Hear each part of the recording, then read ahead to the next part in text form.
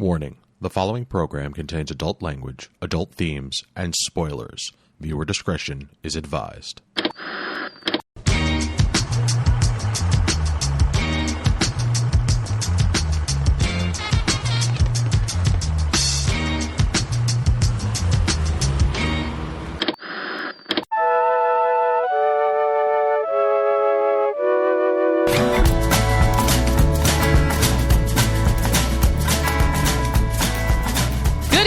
Welcome to this week's episode of This Week's Episode. I'm your host, Angie Fernot. Joining me tonight is overly enthusiastic ally Kris Randazzo. TV show quotes are too cool for school. Unqualified but still in charge, Karen Randazzo. Oh my God, my Branzino. And antisocial conspiracy theorist janitor, Evan Goldstein. No one told you about reverse toilet? This is episode 287 for the month of May. The force be with you. This month was my pick. I chose two episodes of Abbot Elementary, episodes 1 and 2. But we'll get into that later. So real quick, this is just your reminder. You can get in touch with us at mail@geekade.com. You could also reach out to any of us on our socials if you have a suggestion for a television show or, I don't know, something to watch, something to do with life, really, whatever. Tell us a thing. I don't know. Talk to us. Anyway, we do want to hear from you, maybe. How are you guys doing this month? Yeah, so, yay. Kris, you guys... It's been a minute. Why are we late, Kris? Tell me. Oh, we're late for... Okay, so John is kind of like outgrowing the whole like story time and bedtime thing, and he really seemed to kind of lose interest in the Harry Potter book that I was reading to him, which is fine by me because J.K. Rowling is a dumpster fire of a person. So we were trying to figure out what to do with the whole bedtime thing because he still wanted to spend time with him, obviously, at bedtime.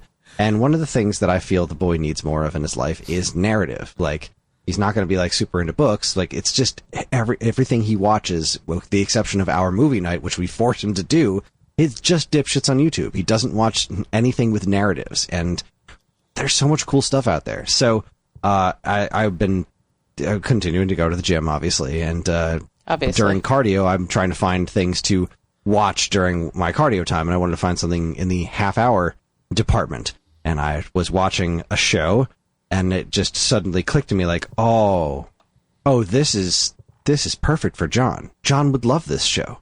So the other night, I introduced him to Voltron. No way! And oh man, it's going well. So we watched half of the newer series. Okay. I didn't want to. I figured he wouldn't really pick up on the old series the way that we did. Okay. So and the new series is really freaking good. It is. Yeah. So we watched the first half of because the first episode's an hour long. So we watched the first half the other night, and he was along for the ride, and I explained to him what it was, and he was like, "Yeah, sure, I'll give that a shot." He was along for the ride, more or less, just kind of like sticking with it for the purposes of this is the thing that I want him to watch during our bedtime situation. And then in the first half of it, the first lion they find is the blue lion, and when they found the blue lion, he started to get a little interested, and then as soon as the blue lion woke up and started doing things, he actually sat up and went, "Whoa!" It was the coolest fucking thing. And then tonight we watched the second half of it, and it went really, really well. Like they found the other lions, and he thought that was neat. And they found when the black lion woke up, he was like, "That thing is so cool." And then they formed Voltron, and he was totally into it. I was like, yes, Voltron wins. I'm so excited. He was really stoked about it. We haven't even started fighting the monsters yet, because that's what made me think of him. It's like, this is a giant robot made out of 5 giant robot lions that fights giant monsters. This is so up his alley. He hasn't even seen any of the Robeasts yet. I can't wait. I'm so excited.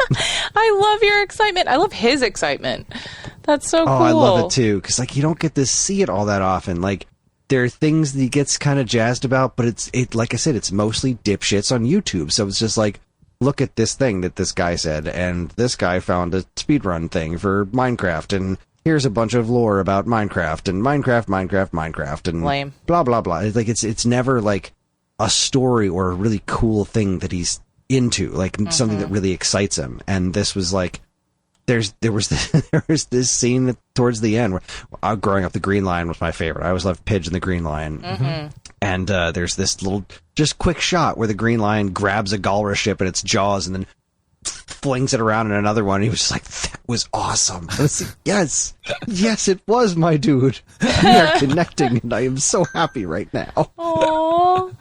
So yes, that's why I was late, because we were finishing up the first half of the second half of the first episode of Voltron. So congratulations. I know that's really important. So he laughed at the jokes. He was, repeating the lines right after they said them. Like he's in I can tell where his brain was tonight. Like he's in a Minecraft movie place right now. Like, cause everyone is just quoting Steve from Minecraft all the time. So like the first 10 minutes or so of watching the episode, he was drawing every conceivable parallel to Minecraft. It's like, oh, that temple is probably going to have ender pearls in it, and I am Steve. Like, just quoting the movie like YouTubers quote the movie, because his entire life is dipshits on YouTube. So I'm just thrilled that it just eventually peeled right away from that. As soon as the cooler things started happening, it was like, yep, this is where my brain is now. It sounds like you needed stuff that inspires imagination for him, and I'm really glad that he seems to be finding it in that show. Yeah, and then I was telling him about how much he loves Minecraft, that would be inspiring his imagination. But it's really just like building things other people, like watching things other people build. Yeah. Yeah. But then building those things out of Legos. So that was a switch. I didn't see that coming. Tangentially inspires creativity, but like only sometimes and in weird ways. It's utterly fascinating. I mean, I've seen it a bit in my students as well, especially like one of them is turning 16, and like he's still. I went for an art lesson the other day, and he's like still watching these YouTube videos, and he was like, yeah, they're just talking about like they set up this thing, and then somebody's describing, and you got to figure out like what's the thing he set up. Like one of these things is not like the other; it shouldn't belong or whatever, and it's a glitch. And I was like, why do you care about this? Like, I feel so out of touch right now, but also this is stupid. Turn it off. Like, the fuck? I watch, a lot of YouTube, and I understand the brain process for watching bite-sized information. Like, I get that. It's fast, it's easily digestible. I never like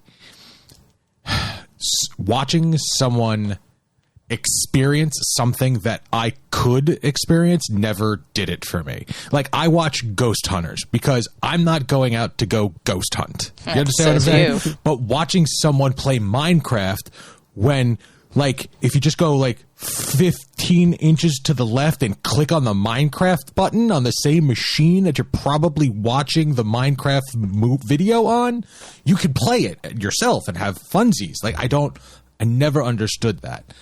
Our nephew was like, it was funny because at one point in time they were trying to get him to slow down with playing video games because he was getting frustrated because he was younger and he didn't have the dexterity or whatnot to play the video game. So hope they're not listening. What my brother would do is have like load up videos of people playing the video game that he wanted to play and then put it full screen so it looked like he was playing.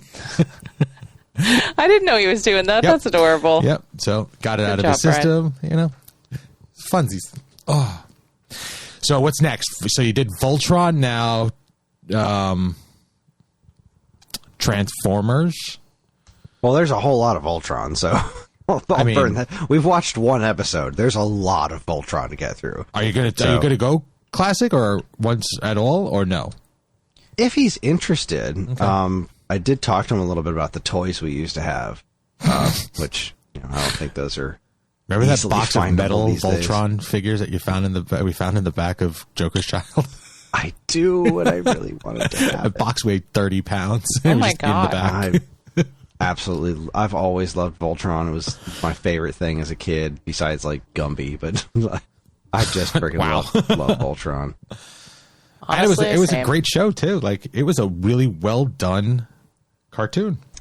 That was the old one doesn't hold up as well as It's did when similar it was. When it was new, it was fantastic. Yeah, but when you go back to it now, it's like kind of like going back to Thundercats. like Thundercats. It's like, this is it's a little bit better than that because Voltron was a Japanese property, so it just had a different sensibility as far as writing was concerned. It wasn't just like, and here are the toys, but it's similar to Transformers, I guess. But I think as far as like a narrative goes, Transformers Gen 1 I think holds up the best out of all those shows. But I mean, to this day, that movie still makes me cry. Transformers the movie. It's a heck of a movie. It's a heck of a movie. It's the original Voltron's a tough pill to swallow for a modern audience. I think it is still inherently awesome, but I do think that the new show is superior. It's also, I learned a little bit about it that it's I always thought it was a Netflix original production because that's how it's billed on Netflix. Then I went to go look for it. It's not on Netflix anymore, which is why we're watching it on the Plex, because the contract expired. It wasn't a Netflix thing. It was made by DreamWorks. Netflix just licensed it. What? I didn't know that. Oh. Yeah, because when you start up the thing, it's a Netflix series. Like, Ba-boom. I just assumed that was their thing. Like, no, Yeah. it's not a Netflix series. Wild. So was your child ever into Power Rangers? No. No? Okay. All right. No G-force. Well, and that's the thing. Like my brother, who is considerably younger than me, was more into Power Rangers than he was into Voltron, and they are similar in theory, not in presentation. I was just curious as to what the through line is. He's not as into the kung fu movie / pro wrestling stuff. Okay. Like, that doesn't really hold much luster to him, and that's Power Rangers. Power Rangers is shot like kung fu movies. Like, Power Rangers is partially about the neat monsters, but it's all done up like, sort of like old Godzilla / kung fu movies. And, like, the martial arts stuff doesn't really interest him as much as the monster stuff. So he'd probably think it's neat once they formed the Megazord. Like, he's seen Power Rangers toys and been like, that's super cool. And I'm like, do you want to watch the show? And he's like, no. Okay, cool. Because I show him the show, and it's like, oh, it's a dude in a suit. Cool. Yeah. Like, it just doesn't seem to hold that luster to him for some reason. So Okay.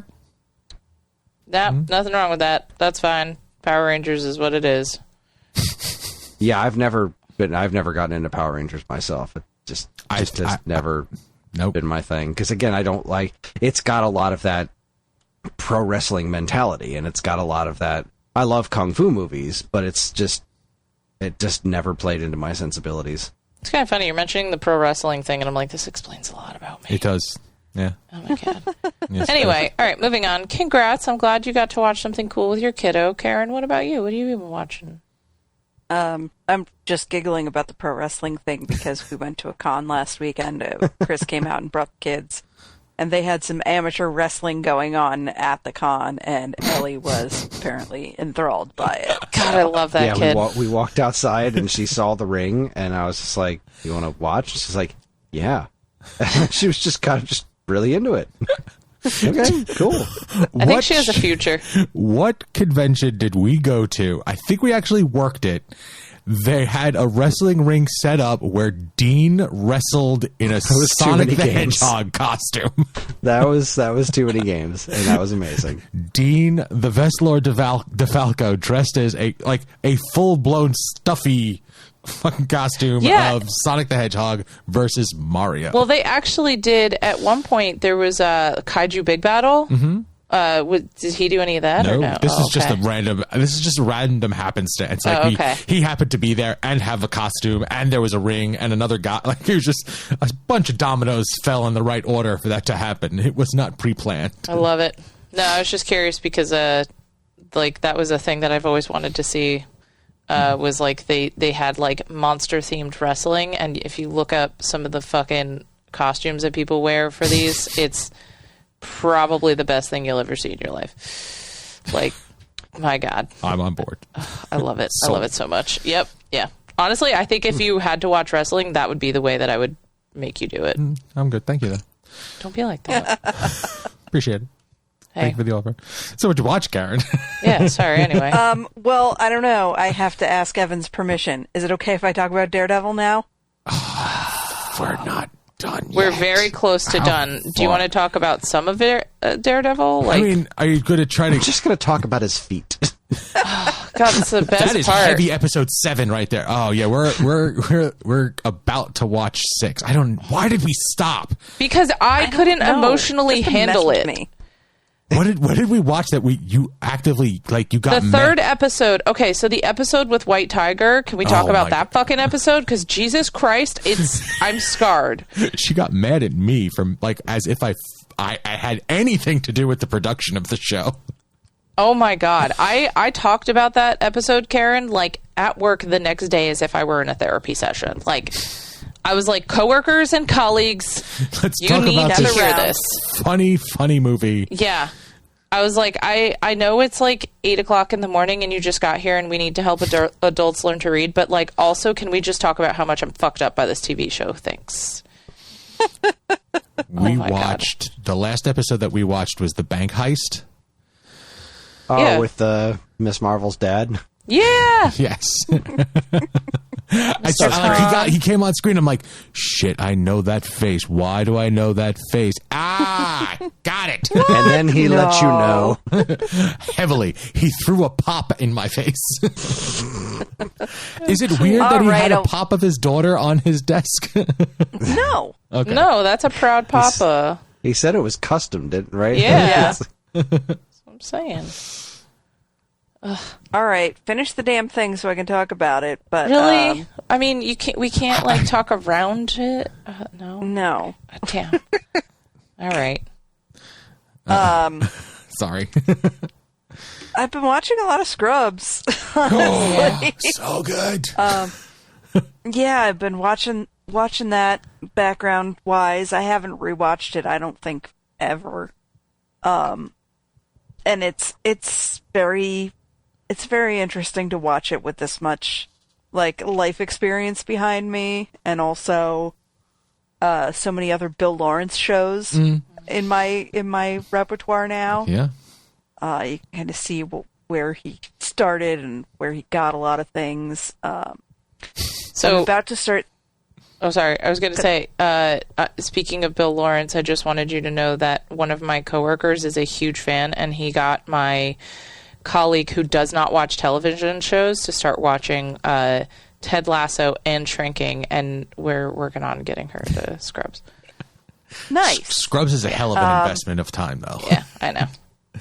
I think I'm finally going to get my mother to watch Ted Lasso. She's Nice. got Apple TV now, and I'm like, can you please watch this friggin' show? They officially announced season 4, didn't they? They did. Yeah. Nice. That's a win. Okay, so anyway. I'm about to start season 8, which guest stars Courtney Cox as the replacement for Kelso after he retires, which is a thing I did not remember even happening. Which doesn't last very long. It's Jules from Cougar Town. No, it's not. It is, but it's not. So that's neat, seeing those connections between his shows and his stable of actors. You know, it was on originally in the early 2000s, and it was a different time, and we were all a lot younger then. And I think we were all supposed to be shipping JD and Elliot the whole time. And now they just annoy the bejesus out of me, and all I ever want to hear is what's going on with Dr. Cox. Same. Yep. He's my favorite. He's the most interesting, the most attractive character. I don't, For a man it's who, not that I hate these two, but I'm it's sort of the same thing as why I won't read too much young adult fiction. I'm can you fuckers just stop? And that's Stop the being thing idiots. about Dr. Cox. He may come off, he is the gruffest of the characters. He is also has the most depth. Yeah. JD is a one-trick pony the entirety of the show. He does not change Yes. at all. Nope. When Elizabeth Banks showed up and had his kid, like, she disappeared and, like, and then, you know, she said she had a miscarriage, and I was like, oh, I guess that's how they dealt with it, because I don't remember him having a kid by the end of the show. Nope, he did have a kid by the end of the show, and they just kind of, like, rolled with it. Yep. Even though she wasn't around anymore. Wasn't there a whole season where he didn't have a house? He was living on a porch? Yes. Indeed. Yeah. And he got together with Mandy Moore. Yeah. Good for him. Yeah, Dr. Cox is much more the main character, in my opinion. Even though, like, especially in the early seasons, that man was effed up. Oh, yeah. And I think, like, the one, like, real credit of the JD character that we can give is, like, I feel like his relationship with Dr. Cox kind of helped Dr. Cox, like, fix himself a little and, like, become a better person. It's weird. Because, I mean, he's still, like, gruff and sarcastic and, like, you know, all those things, you know, hating people by the end of it. But, like, in the beginning, he was just like, Miserable. I'm alone, I drink too much, whatever. Eventually got into therapy, and, like, him and Jordan had the kids, and, like, he just got better. He grew over time, like you're saying. So it's weird. Dr. Cox It feels like JD helped Dr. Cox grow, but Dr. Cox didn't change at all, no matter how many people and strong characters he was surrounded by.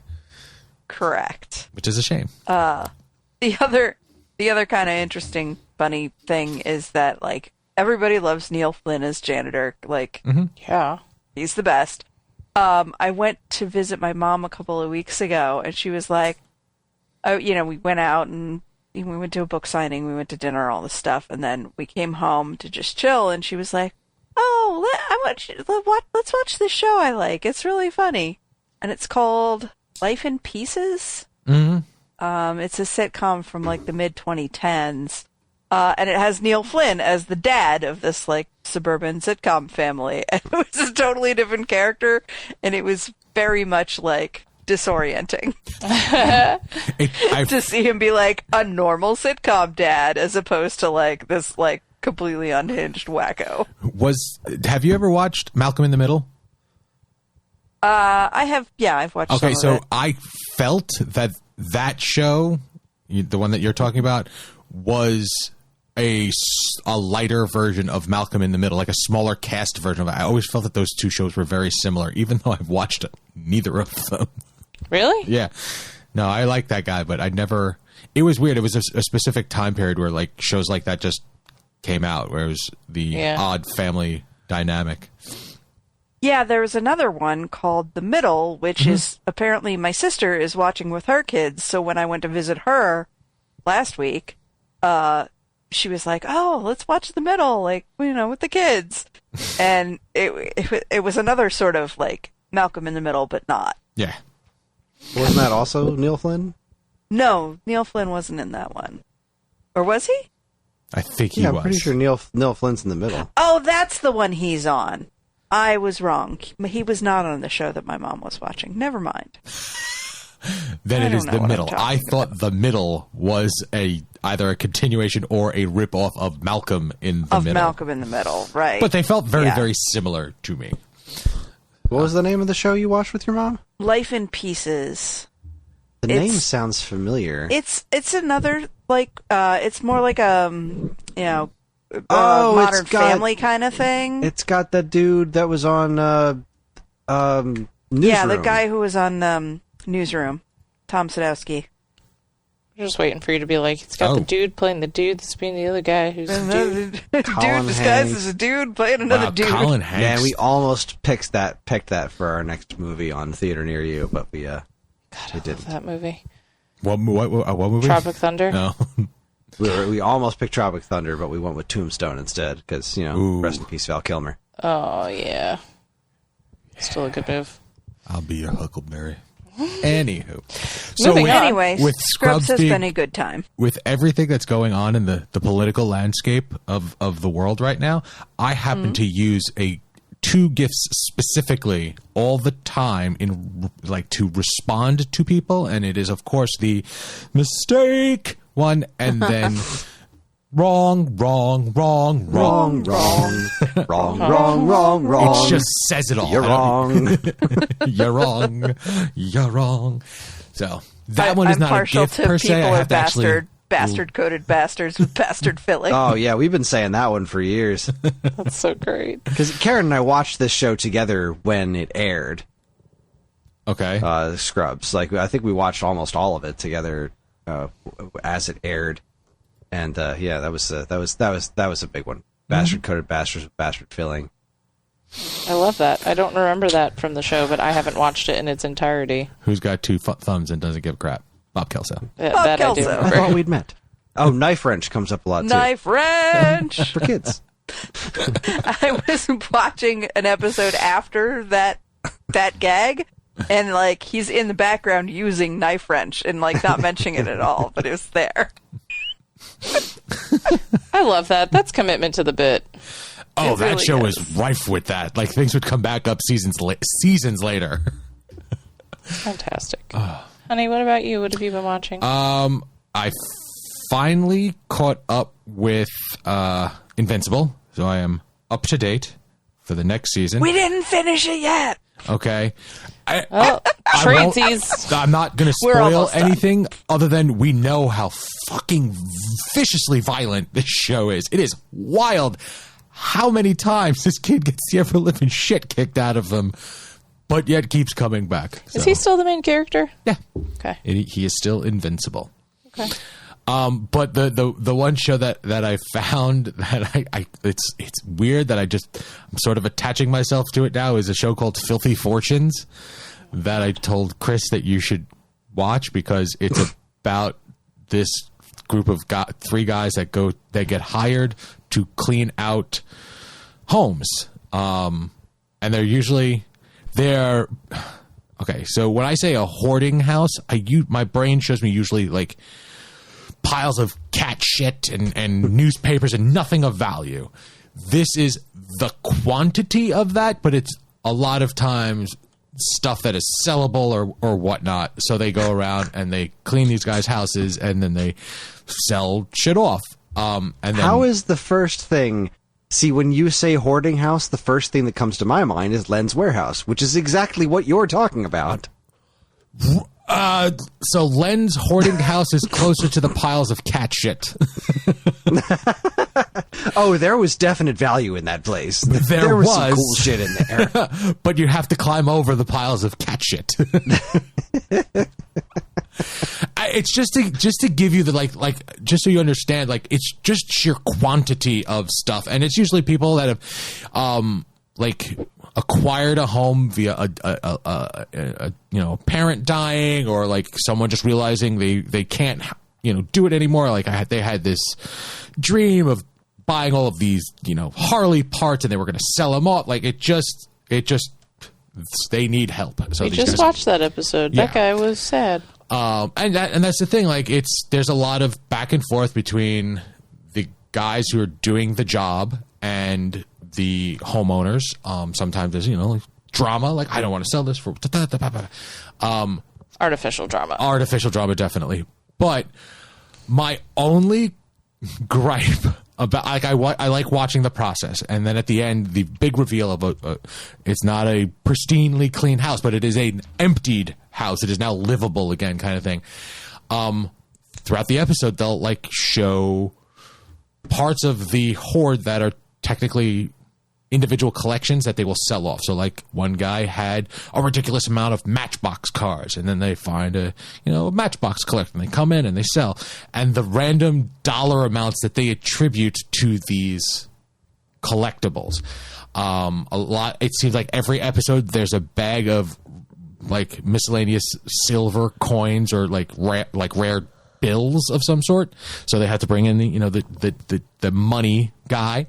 But in the last episode that I was watching, and we started while I was watching dinner, and then Angie left, and in this home they found a comic collection, and they were rifling through it, and I'm like, being in my background, I looked at it real quick. I go, oh, that is such garbage. Horrible, horrible garbage. They are not going to get any money. They're going to lead the drama along like they because what they do is like, look, we found comics. This comic sold for $1.6 million at auction. Yeah, that comic is not in that collection. So I don't know why we're talking about that comic, but whatever. I read a comic book once. Yeah, mid-90s comics, all garbage. And at the end, there's like, what are you looking for the pile? I'm looking for $5,000. Done. And then I immediately go, bullshit! No, completely wrong. Like, at the end of the day, 5,000 what? 5,000 McNuggets? Yeah, even still, that's $3 per McNugget. Based on the way you're describing this, that's still 5,000. It's pesos.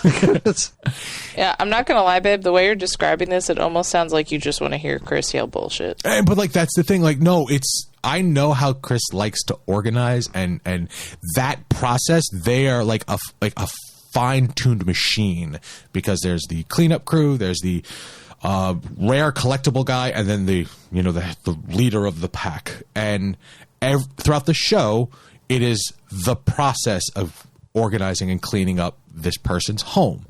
It's just interesting. There was that picker show where the guys would go across the country and just rifle through people's garbage. Like, that never appealed to me, because that was like the most random stuff that they say is of value. These guys are going into homes trying to find value in the place that they happen to be in. And it's neat. It's just like a mindless, entertaining, watch to the end kind of show, which, It's your vibe. It's my vibe. Yeah, that's fair. Mm-hmm. And Fix My Frankenhouse. We always have to watch a home repair show in some way, shape, or form. Oh my God, we really do. Ben and Aaron are no longer producing episodes quick enough for us. I don't know what's wrong with us. I honestly don't. Why do we do this? Oh, just real quick, by the way, Stephen Yeun, who does the voice of Invincible, also does the voice of Keith in Voltron. Yes. And he was also Glenn in The Walking Dead. And we watched that Beef. He was in Beef. Beef, yes, he was. Yes, he was. So there you go. All right, what have you been watching, hon? So mine is short and sweet, because I've been kind of all over the place lately, working a lot and not watching a lot. So just little bits of stuff here and there. There is the new season of Yellow Jackets. I don't know if you can see it. I think I've watched like 3 episodes, and I keep doing it in like 10 to 20 minute chunks, so it's real slow. Mm-hmm. Really enjoying that. Still engaged in the story. Still want to know what the hell is going on, which is actually something that I find appealing, so I'm not mad about it. And I know it's so stupid, but I just keep going back to I Love Lucy. Oh my God. Aww. The joy. That is a classic. She laughs and laughs and laughs at I Love Lucy. It is like so wholesome to hear from the other room. Aw. It's so dumb. Like, I put this show on, and then I'm just watching her, and I'm like, God, this woman's an icon. And like, I really, really enjoyed that show. It brings me a level of happiness that I just don't find in other television today. And, there's just something about like the slapstick humor, the fact that there are still like aspects of the story that, or the lessons that are sort of shared in the show that are relevant even today. Just like the hilarity of her behavior and her demeanor, and God, I really like, I can't say enough good things about the show. I think that everyone should like watch that show at some point in their lifetime, and I don't think there is, it's like watching Mr. Rogers. It's never too old. So, and it's been around, and such an iconic show for so long that no matter what season you pick up, you start watching, you'll see something that you've heard about or you'll recognize, and it's a true staple of good television. Yeah, it is. It just genuinely makes me happy, and there's no like, I don't know. There's not any one thing about it that I'm like, oh yeah, I'm watching this episode and this is why it's meaningful or this is what I associate it with. Like, I just genuinely love the show. It's funny when every once in a while she'll like be folding laundry and she's watching it and you hear her laughing and whatnot, and then I'll come in and then she'll try to explain it to me. And I can't. And it is a mid-30s woman trying to explain a 1951 television show. Like, honey, I know you want this to be. It's 1950s TV. I understand how important it is, but.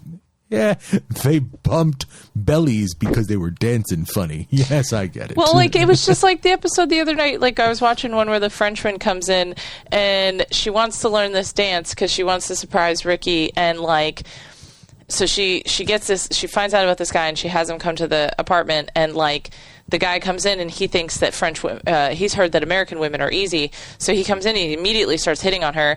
And she's like, all right, so we're going to do the move. And of course she's oblivious until he makes it so obvious that she can no longer be oblivious. And he's leaning in really awkwardly and she's pushed up against the arm of the couch and she's pivoting away. And then she just does that face she does and she goes, ugh.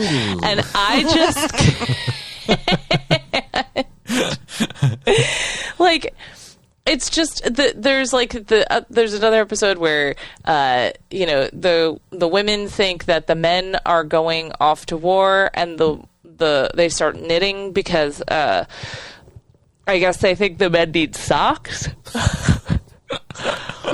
So they're trying to knit, and then the guys see them do it and they're crying all the time, so they think that crying plus knitting equals babies. So then, like, the women are like, well, I wish we could do something to support our brave men who, they're trying to preserve our feelings and not tell us. And the men are like, oh, it's so cute. The wives think we don't know they're pregnant.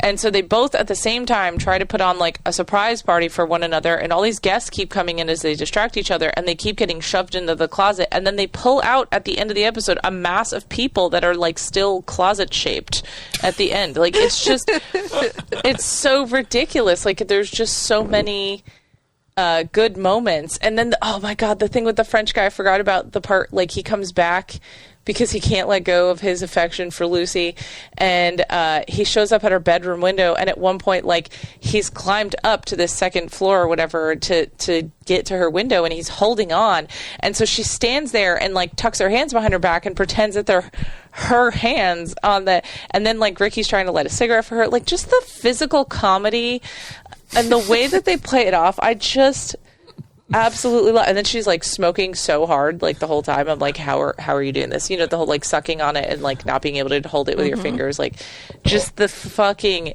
humor. I don't know. I just think there's just something about it that tickles me, and it brings me a lot of joy. And yeah, so I just keep going back to that, and I apparently either watch really fucked up television or really wholesome television. There's not much of an in between. Pendulum swing on my Plex because of her. Yeah. No middle ground. Nope. No, the really. The algorithm is fucked. Yeah, man. Like, apparently so. Speaking of wholesome television, that's all I got. So I guess we should take a break and then we can talk about Abbot Elementary. Jeez. Yeah. Okay. What a segue. Segue. Nailed it.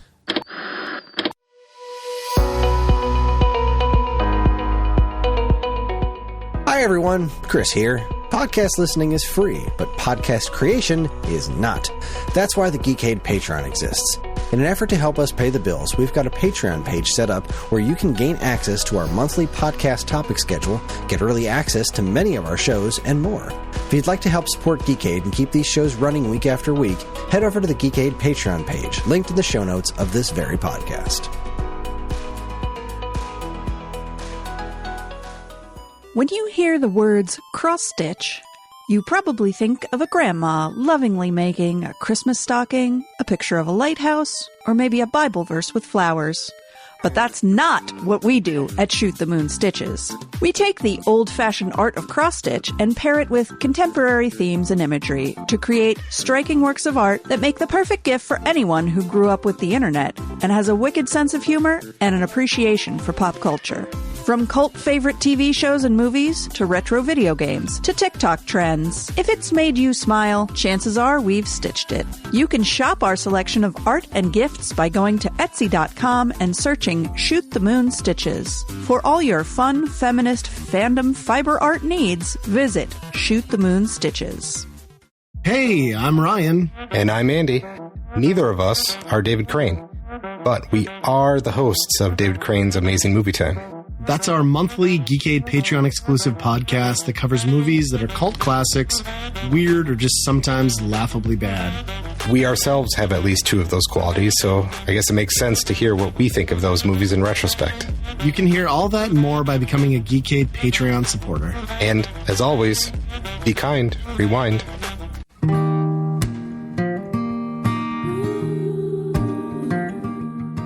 We are Safe at Home, the leading dog rescue in the heart of New Jersey.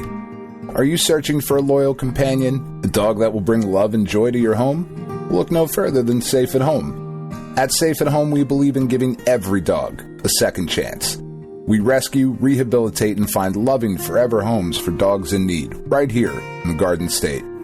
Our dogs are ready to make a lasting impact on your life. Each one has a unique story, a wagging tail, and an incredible capacity for love. When you adopt from Safe at Home, you're not just gaining a pet, you're becoming a part of our family. Our dedicated team ensures a seamless adoption process, providing ongoing support and guidance. With New Jersey's beautiful parks, beaches, and trails, you and your new furry friend will have endless opportunities for adventures and cherished memories. Safe at Home relies on the support of compassionate individuals like you.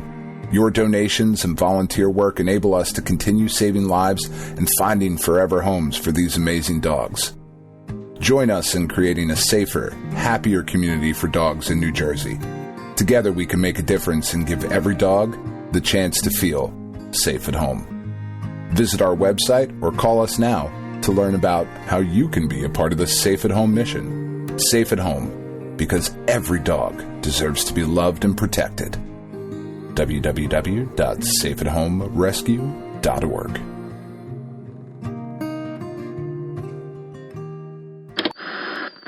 And we're back. I hope you enjoyed waiting for us to come back because I know how much you love us and you miss us, and commercials are trash. So anyway. Hey, put a lot of work into those commercials, lady. Just kidding. They're great.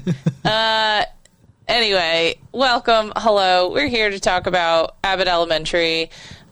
This is an ongoing sitcom television show. The synopsis says it is a group of dedicated, passionate teachers and a slightly tone-deaf principal, slightly is an understatement, who find themselves thrown together in a Philadelphia public school where, despite the odds stacked against them, they are determined to help their students succeed in life. Though these incredible public servants may be outnumbered and underfunded, they love what they do, even if they don't have the school district's less-than-stellar attitude toward educating children. Oh, if they don't love the school district's less than stellar attitude, sorry.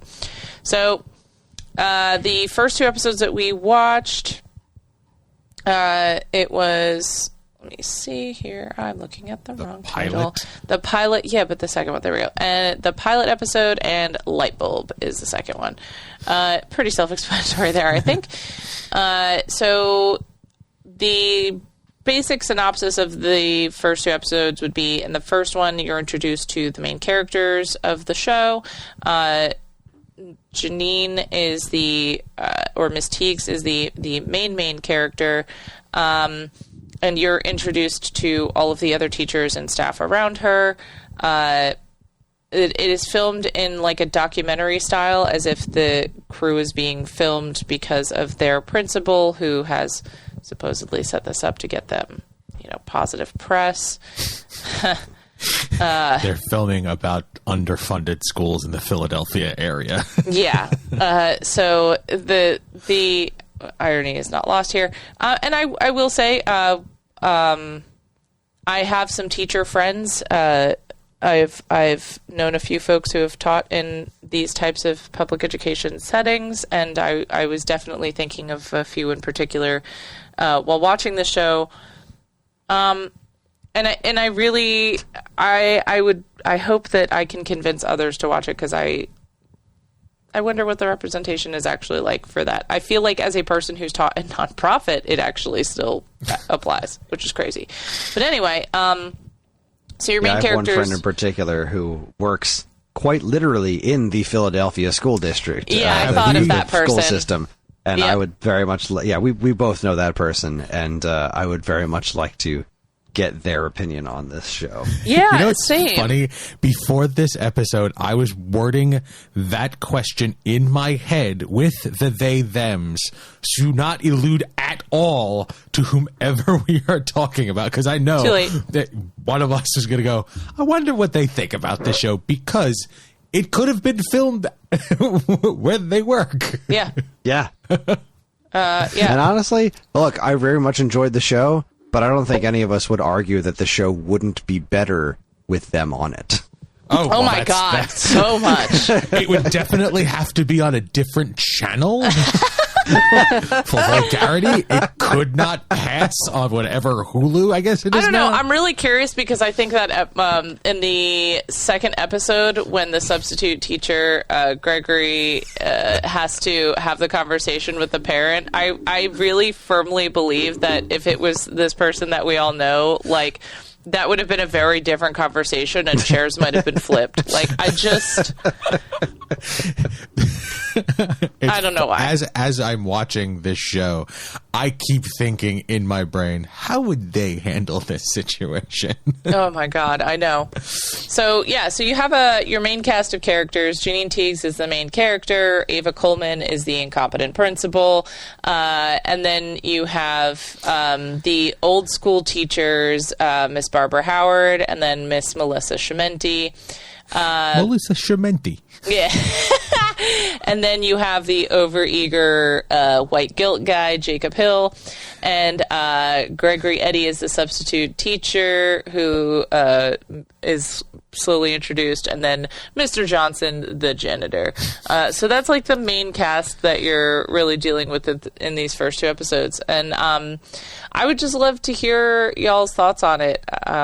I will quickly just say, like, I really enjoyed this show. We are already halfway through season 2 at this point. Mm-hmm. So it clearly had me interested and hooked. What about you guys, especially with just the 2 episodes? I'll chat real quick because I'm of the same opinion. I think the whole cast plays really well off of each other. The character archetypes, you cover all bases. My only quandary that I have with this show is who do I dislike more, whether it be Ava, the incompetent principal, or Tariq, the annoying as fuck boyfriend. Oh, yeah, but he's so tertiary. Yeah, but still, like, he's hurting Janine. Like that. But besides that, I think everybody does a really great job in this. The fact that Ava keeps hitting on Gregory, and then at one point in time, brother looks at camera and goes, "You're getting this, right?" Like, that made me snort out loud when I first watched it. You see that what's going on here, right? But yeah, and I don't know why, but Barbara is like that character is amazing to me. Like, I feel like it's my grandmother talking, but different slightly. It's amazing. It's great. It's a very, very entertaining show. There's a little bit of something for everybody. So I don't know how we fell upon this show. We just started watching it and then I have to be honest, I don't remember how this came on. Ended up on it ended up on the Plex. Like, I put it on the Plex and I don't know why. I think I must have just seen it. I'm like, I know this show exists. Let me put it on the Plex. Well, Quinta Brunson, I looked her up at one point too, and I'm wondering if that was part of it. Like, I feel like I was looking her up for another reason. And I don't know if that's like also how this ended up. Sorry, the actress who plays Janine is Quinta Brunson, and she's actually like a Philadelphia native. That's another. I feel like they're all from Philadelphia. Like, I feel like it's like true. Like, I feel like it's a real documentary. Yeah, I mean, yeah. Yes. But yeah, I think it's a very entertaining, and they're doing a good job with it. So, what about you guys?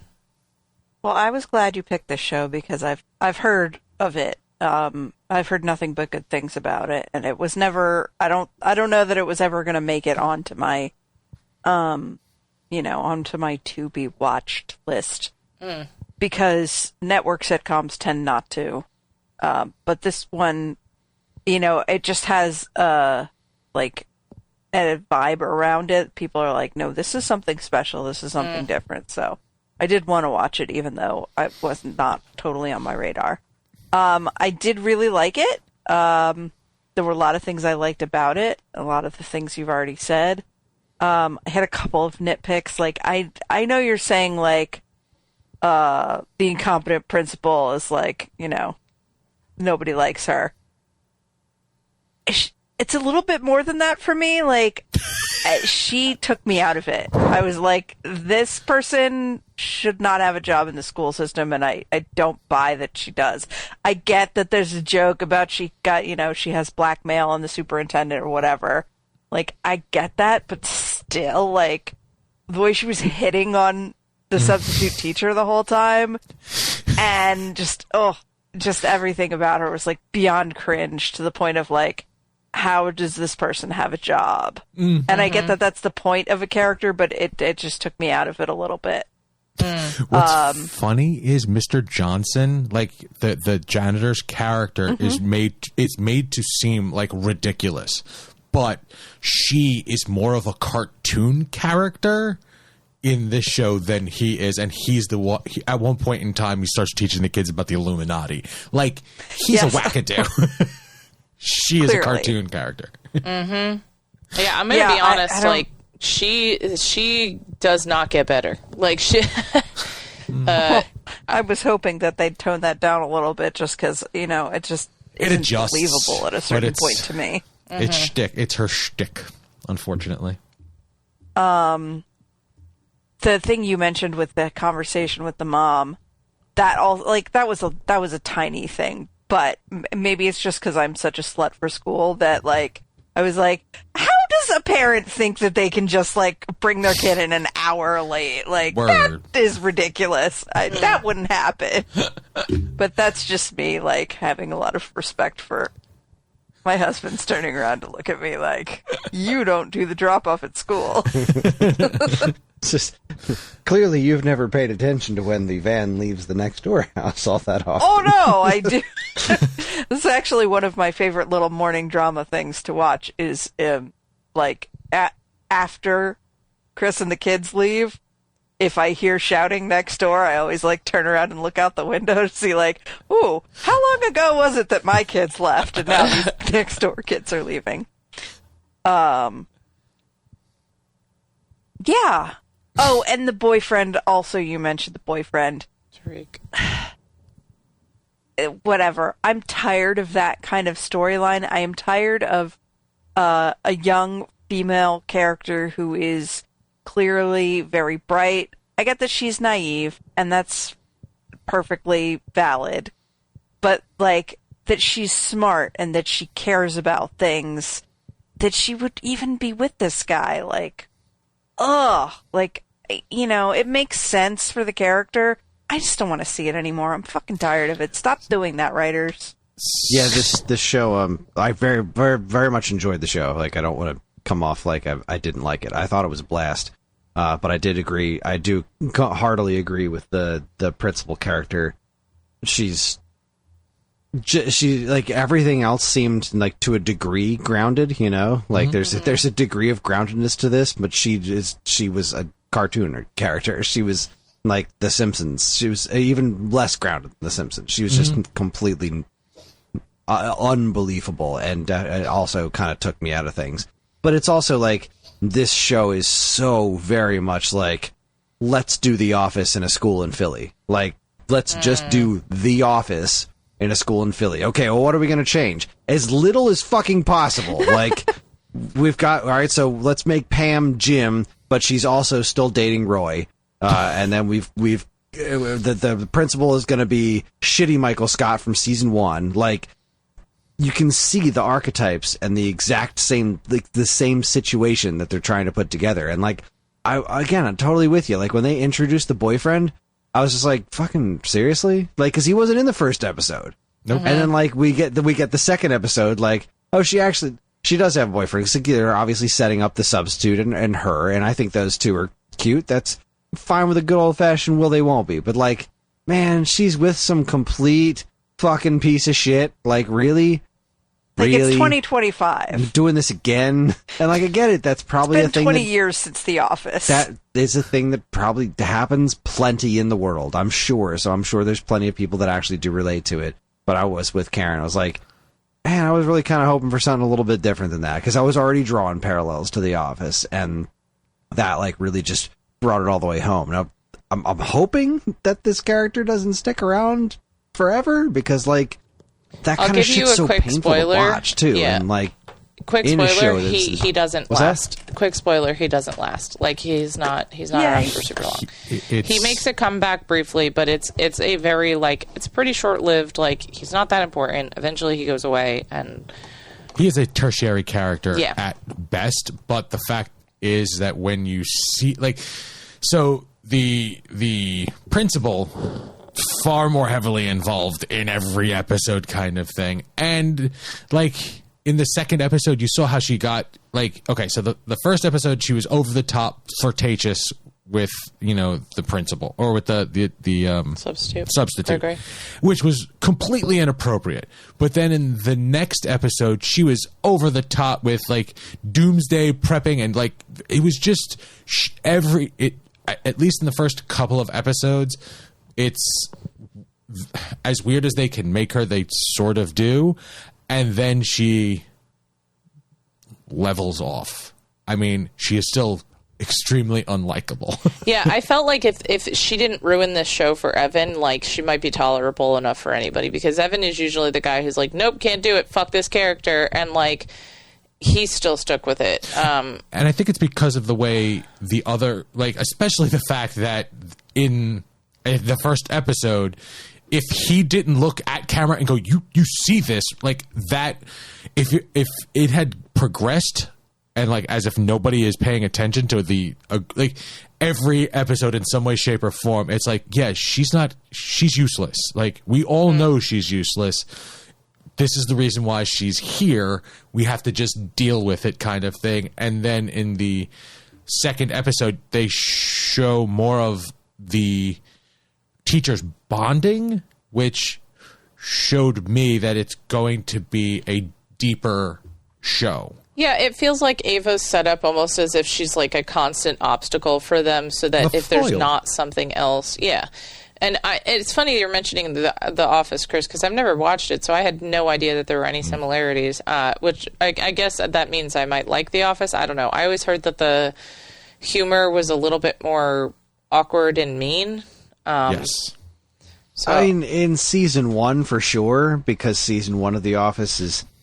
In season 1 of The Office, Michael Scott is a complete fucking piece of shit, because David Brent from the British Office was a complete piece of shit. That was the joke. And in the American Office, eventually they kind of switch it up to be like, well, what if he's kind of accidentally a piece of shit? And there's actually there's the shred of a decent person underneath all of this nonsense.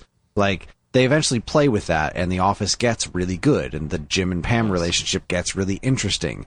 And then it kind of overstays its welcome, and kind of, I think it kind of pulls itself together in the end, but I have a hard time going back to it, because, like, the thing with The Office is that it struck this absolute gold, and then I think Parks and Rec just did that, but way better. And then at the end of the day, like, Parks and Rec just does everything The Office does, but better. So, like, every time I would think to go back to The Office, I'm like, well, why aren't I just watching Parks and Rec? Yeah. There's nothing here that, like, there's definitely some good stuff in there, but there's also, like, you know, you start really exploring the Dwight character, and it's like, do I really want to know more about Dwight's home life? Like, I don't know. Like, the show overstayed its welcome, basically. That's so true when it came to Parks and Rec. I cared just about every character. Like I wanted to see more about that. Even Jerry. Especially Jerry. Even Gary. Terry. Yes. I did not care as much about the other characters in The Office. Like, I am noticing with this show, it is, as the episodes progress, seeing behind the curtain of their lives. Like, you get to see some of it. Like, I don't think we haven't seen an episode of a little bit of Barbara's home life, but we do see some about Melissa, and we get more about Gregory's family life. We get more about Jacob. Like, we get more depth on these characters, and to me, it was worth it. Like, I enjoyed watching those stories. Yep. I don't know how much I want to learn about Tariq, or, I think Mr. Johnson would be definitely an interesting backstory. Like, yeah. The janitor, right? Yeah, the janitor. See, because that's the other thing. Like, Scrubs nailed crazy janitor wonderfully. They never went too deep into that. And also, you never ever his backstory was constantly changing. Yeah, yes. like, he was married, he had kids, he had a girlfriend. She was missing that was these the fingers. mystique. He was a complete fucking mystery. But then you look at The Office, and it's like, oh hey, Creed's pretty funny. Let's do more Creed. Oh, maybe we shouldn't have done that. Like every single time there was they tried to flesh out the background characters more and more and more.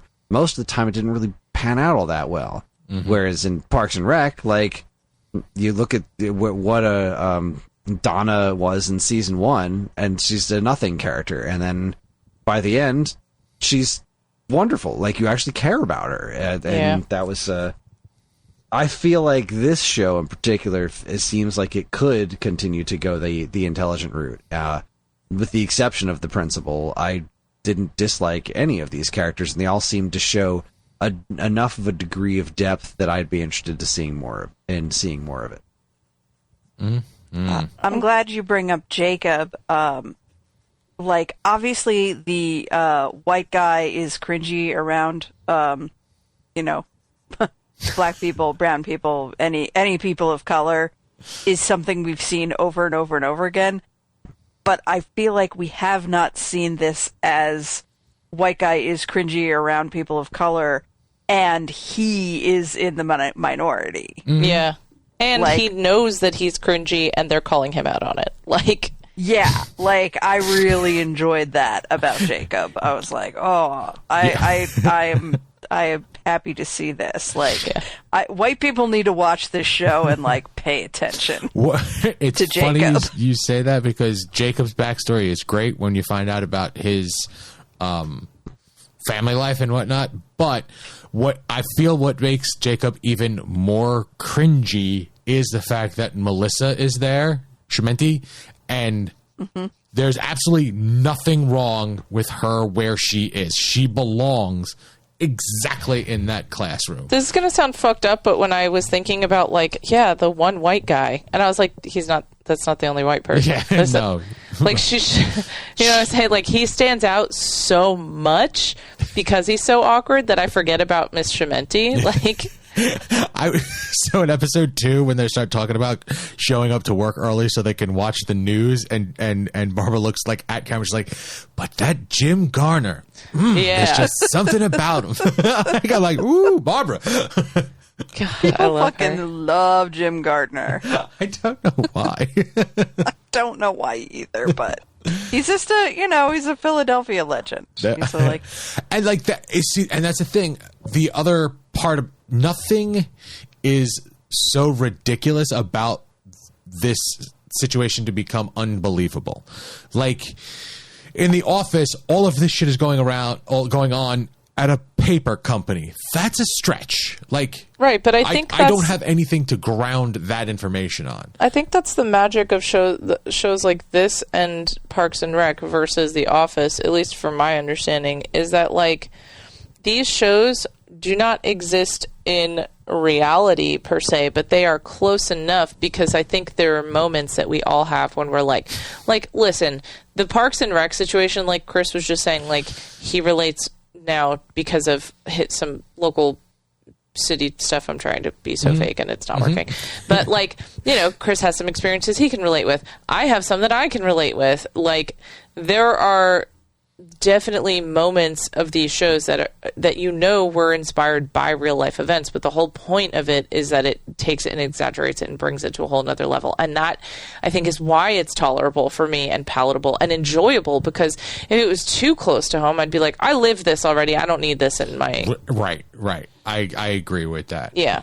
So I think that that's what I like about these types of shows, and this one in particular, is that you have your cartoon character human, but I feel like she's meant to be that representation of all the frustrations that people have of like the incompetent leadership just personified, and given a reason for why they're so incompetent.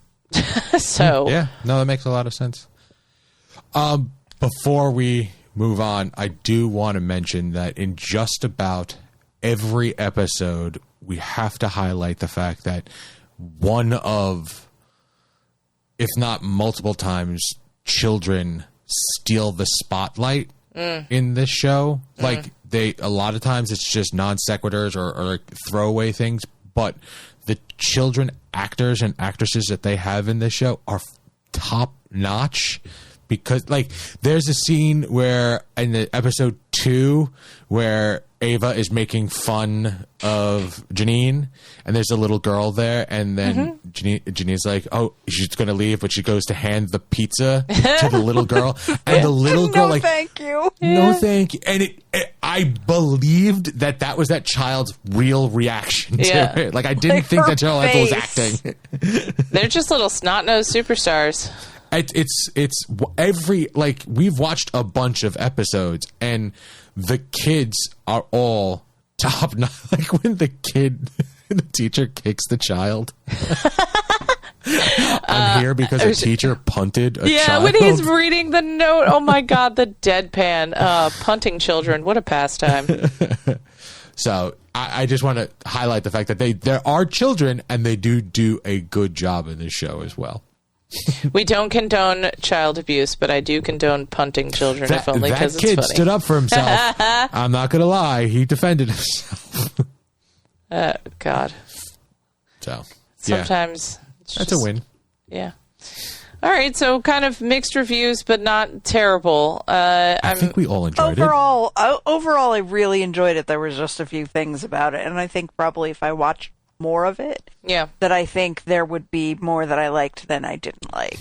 And I'm going to be honest, the one thing I do want to wrap up with is, like, hearing you guys talk about the Tariq thing, I think for me, I was just like, why is he there? Like, he was just an inconsequential person, and he is there to show her innocence. I guess, because exactly they were together for over 10 years, and it was since high school, and her only boyfriend. Spoilers. Oh, sorry. Yeah, so there's a meme on the internet. I think that there's something to be said about, like, showing her arc and her growth, but it's a little slower than I'd like it to be. Yeah, but she does grow. Yeah, she shows. I'm progress. Satisfied to see him go. Mm-hmm. Word. I'm looking at imagery on IMDb, and I'm not gonna lie.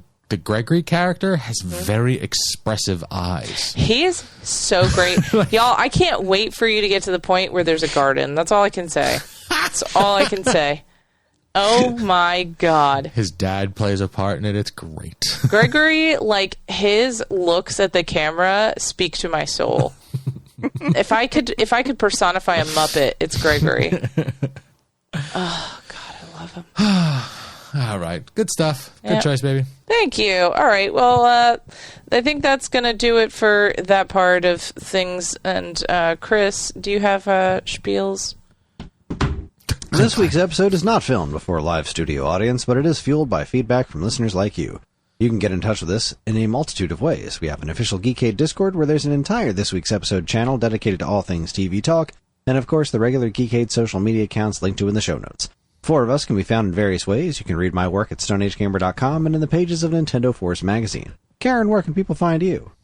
Shoot the Moon Stitches or at STM Stitches on Facebook, Instagram, Blue Sky, and Etsy. Angie, where can people find you? I'm Angela Fernot. Look me up online and tell me what you find. And Evan, where can people find you? Evan John 713 at Blue Sky.